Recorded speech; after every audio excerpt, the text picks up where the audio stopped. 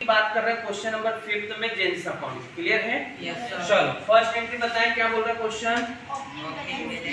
Opening balance दिया है sir. Opening balance दिया है तो पहले तो हम लेजर में that particular JF amount date particular JF और अमाउंट का वर्तन करते हैं। क्लियर बेटा? यहाँ पर जो 4 कॉलम है लेफ्ट हैंड साइड वो डेबिट साइड होगा और जो राइट हैंड साइड 4 कॉलम है वो क्रेडिट साइड होते हैं। अब ईयर क्या दिया हमको क्वेश्चन में, ईयर बताएं। 2015 डेट 1 जनवरी को बोला है सर कि जेन्स अकाउंट का प्रारंभिक शेष है, मतलब ओपनिंग बैलेंस बोला है और ब्रैकेट में शायद डेबिट भी बोला है। बोला है क्या? अब बेटा डेबिट बैलेंस बोले तो डेबिट साइड हमारा कौन सा साइड होता है? Left hand side. तो हम बैलेंस को किस ओर लिखेंगे? Left hand side. To balance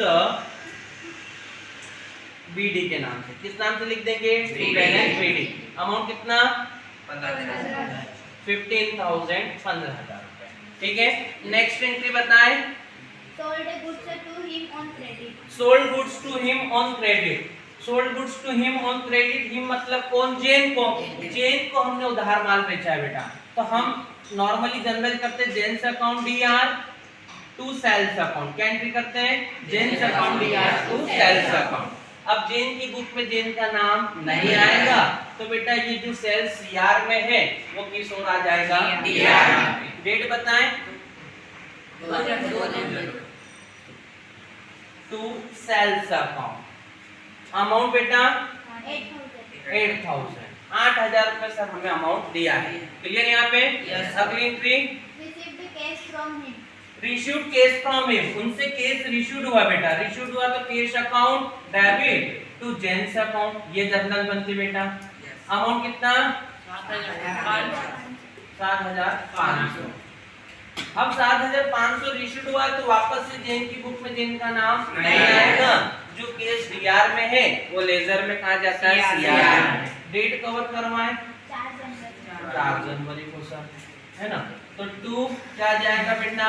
cash account, by cash account, क्योंकि सीआर साइड हम बाय का यूज करते हैं। अमाउंट कितना? 7,500 बेटा। Next entry Sold goods to him from cash. है ना? Sold goods to him from cash, उन्हें केस नगद या फिर केस में माल क्या करा? हमने सेल करा है। तो केस में करा है सर तो बिजनेस में केस इन हुआ है, कैश अकाउंट डेबिट और तो क्या जाएगा बेटा? Sales account. अब बताओ बेटा ये जर्नल एंट्री में कहीं से कहीं जेन वर्ड लिखा हुआ है क्या? नहीं। तो इस ट्रांजैक्शंस को हम यहाँ रिकॉर्ड नहीं करेंगे क्योंकि ट्रांजैक्शन कैसा हो गया? कैश हो गया। क्लियर? तो बेटा ये केस अकाउंट में जाएगा और सेल्स अकाउंट में उसकी एंट्री हो जाती है। Next entry Paid cash to him.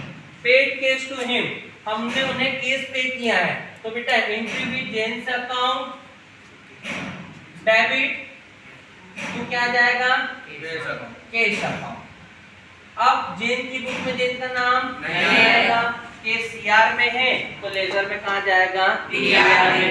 Date cover करें 30 Janwari. 25 to cash account. Amount 2,200। Clear यहाँ पे? अगली एंट्री हो गई। Sir, 1,500 आएगा ऊपर. यहाँ पर चलो बैलेंस में एक जीरो हमने ज्यादा लगा दिया बेटा, 1,500 है। क्लियर यहाँ पे? अब कोई और ट्रांजैक्शन है क्या? नहीं। तो हम बैलेंस चेक करेंगे। अब देखो बैलेंस कैसे चेक होगा आप ध्यान दीजिए। पहले डेबिट साइड का टोटल चेक करें। 8 और 1 9 और 2 11,700। डेबिट साइड का टोटल सर 11,700 आया, जबकि क्रेडिट साइड का टोटल 7,500 आया। तो भाई टोटल कम किस साइड पे है? डेबिट में है कि क्रेडिट में? क्रेडिट में। तो हमारा आंसर भी किस ओर जाएगा? क्रेडिट साइड जाएगा। तो बेटा बाय अब मंथ पहले चेक करें। 20 जनवरी के बाद कोई एंट्री है क्या? नहीं। तो क्या सर मैं बैलेंस 21 जनवरी को निकालूंगा? नहीं, at the end of month. तो बेटा मंथ क्लोज कब होगा? 31 जनवरी को। बाय बैलेंस किस नाम से बेटा? सीडी, क्योंकि क्लोजिंग बैलेंस हमेशा सीडी के नाम से होता है। अब हम पहले डेबिट साइड का टोटल ज्यादा है तो डेबिट साइड का लगा देंगे। कितना हुआ बेटा 11,700। इस 11,700 को मैंने ब्रैकेट में credit side by balance sheet के नीचे लिखा है माइनस ये टोटल बेटा ये कितना है 7500। तो माइनस करेंगे तो नेट कितना बच रहा है 7 - 5 = कितना 2 है ना। और 11 - 7 = कितना बेटा 4। तो बेटा मेरा आंसर कितना आ गया 4200। क्लियर। तो बेटा दोनों साइड का भी टोटल लगा देंगे इक्वल 11,700। तो जेन्स अकाउंट का कौन सा बैलेंस कहलाएगा क्रेडिट या डेबिट। तो क्रेडिट कहलाएगा क्योंकि सॉरी डेबिट कहलाएगा रीजन की डेबिट साइड का टोटल ज्यादा है और क्रेडिट साइड का टोटल कम है। तो बेटा इसको बोलते हैं जर्नल से लेजर में पोस्टिंग करना। ठीक है। हम कौन सी बुक यूज कर रहे हैं शिवलाल है ना। और बुक कोई सी भी हो हमें तो कॉन्सेप्ट क्लियर होना चाहिए। क्लियर।